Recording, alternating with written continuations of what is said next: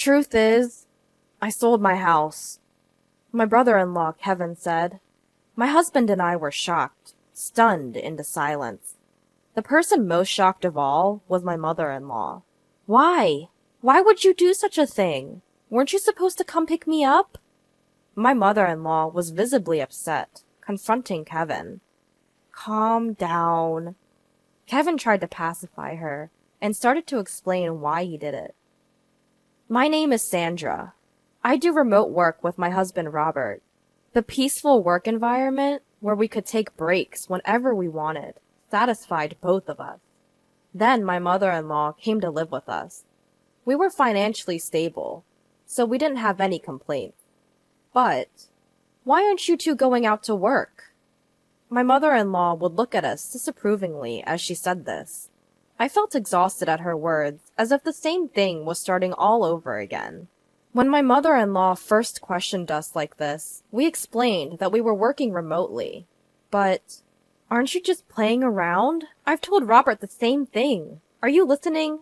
When will you two start working properly? Aren't you thinking about your future life?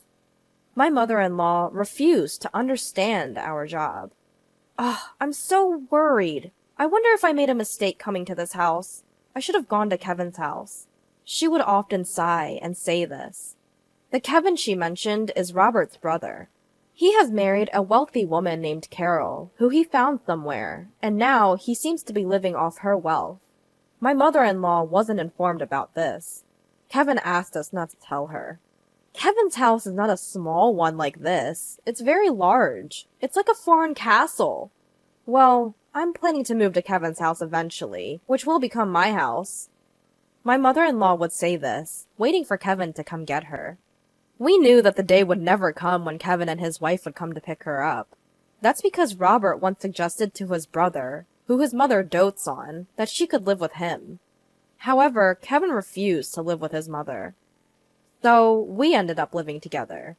And even though we were called unemployed for doing remote work, we resigned ourselves to the fact that that's just how she is.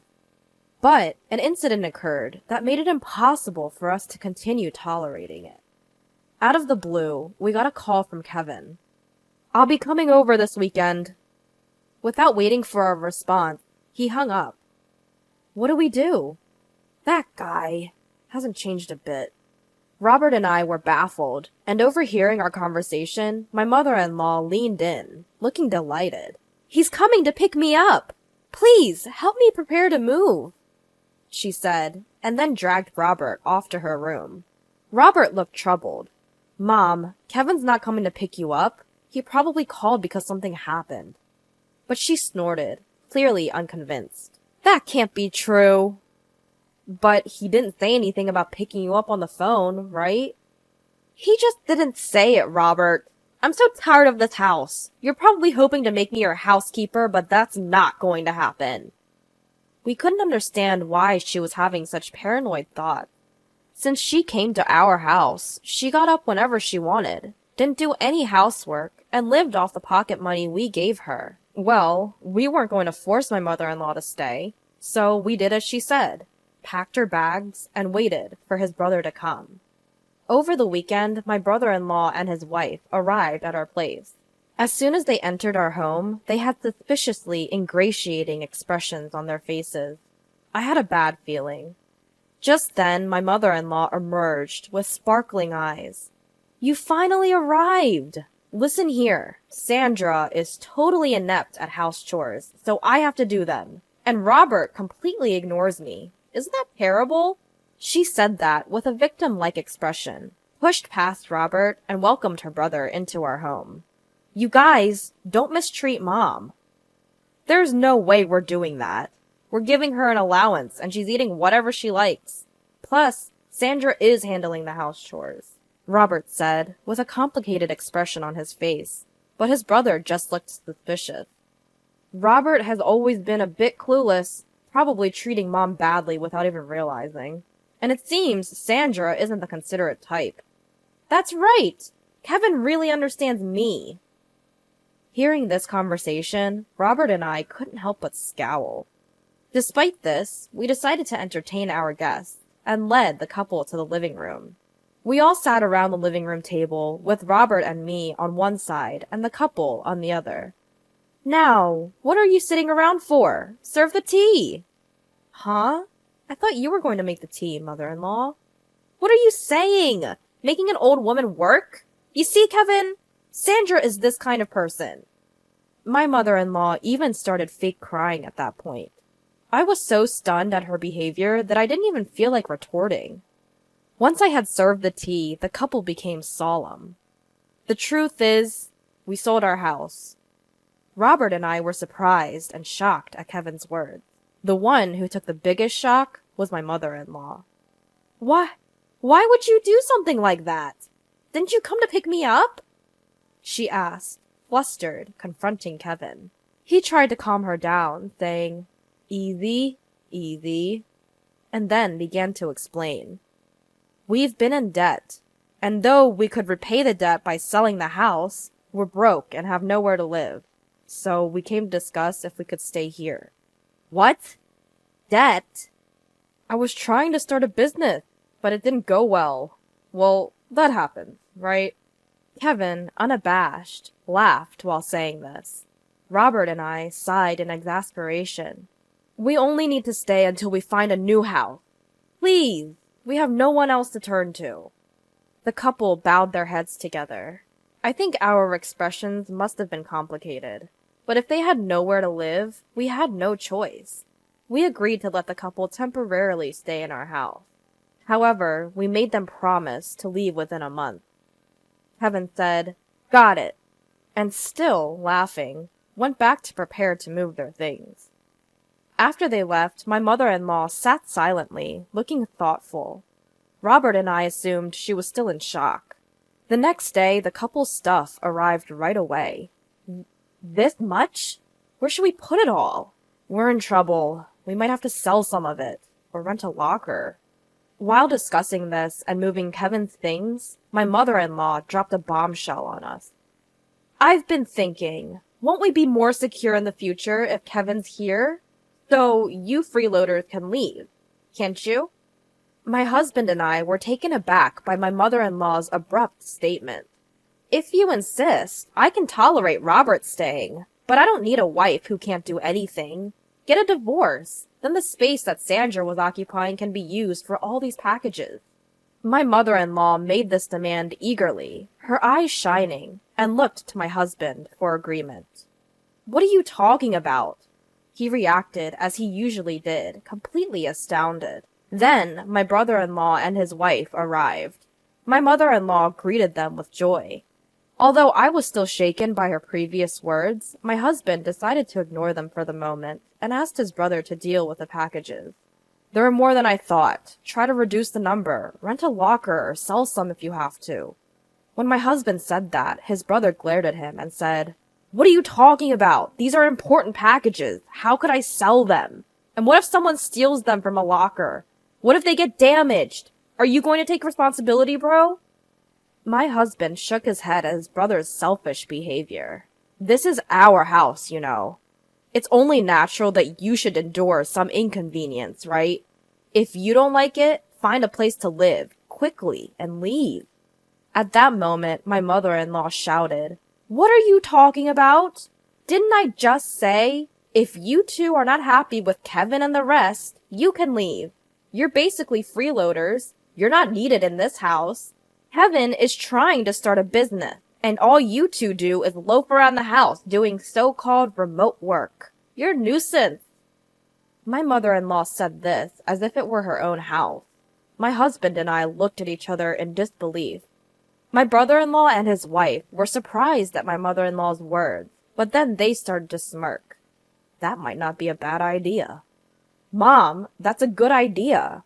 Yeah, it's a hassle to look for a place, so we could live here. So sell this house to us. Right, Carol? I feel uncomfortable with you two around, so it would be helpful if you sold this place to us. Plus, it seems like our mother-in-law is on our side. So sell this place to us. My husband and I were dumbfounded at their words. What nonsense are you? My husband began, but was interrupted by my mother-in-law, who gloated. See? Both Kevin and Carol are saying the same thing. So what will you do, Robert? If you're going to divorce, you can stay here. My mother-in-law glared at me triumphantly. I braced myself to retaliate, but my husband spoke first. Don't you just say whatever you want? Why does Sandra have to leave? My husband was red in the face with anger, raising his voice. Don't shout like that! It's better without a burden around, isn't it? My mother-in-law retorted, but my husband responded in an exasperated tone. You don't understand anything. This is Sandra's house. At my husband's words, my mother-in-law and brother-in-law, and his wife, gasped. My husband started speaking up to them, adding to the tension. This is the house that Sandra bought for our life together. What? What are you saying? Isn't it the husband's job to buy the house? There's no such rule. Moreover, Sandra covers all of Mom's allowance and living expenses. Sandra said she'd take on that burden because your pension is minimal, and it would be difficult for you to have financial freedom with just that. Robert was glaring at his mother-in-law with an intense expression. Despite this, my mother-in-law seemed to disbelieve, looking at me and snickering in disbelief. Unbelievable! Sandra just plays on the computer all day. She doesn't even do housework seriously. Wasn't my allowance coming out of my pension? Otherwise, there's no way Sandra could afford to give me $500 a month. Moreover, my mother-in-law continued, Sandra is the one managing my pension, isn't she? You might have told Robert otherwise, but I'm sure you're dipping into my pension. She puffed up her chest and glared at me. I glared back, not to be outdone. It's true, I've succeeded as a business owner. You're lying. Divorce this lying wife already. You should live here with me and Kevin and Carol. Besides, there's no proof that Sandra is earning money. There is. Here it is. With that, I pulled out my paycheck and showed it to her. The sight of it left my mother-in-law and Kevin and his wife slack-jawed. We've not used any of Mom's pension since she moved in here. If Mom ever wanted to leave, Sandra has been managing it so she could live independently. But instead, Mom, you've been bossing Sandra around, interfering with her work. You're the problem. If you don't like Sandra, you should leave. Right now. I don't believe any of this. We don't mind if you and Kevin temporarily stay, but some patience should be expected. We didn't want you two to live here in the first place. We only agreed because you begged us. Robert said this, glaring at Kevin and his wife. Kevin and his wife broke out in a cold sweat, not used to Robert raising his voice.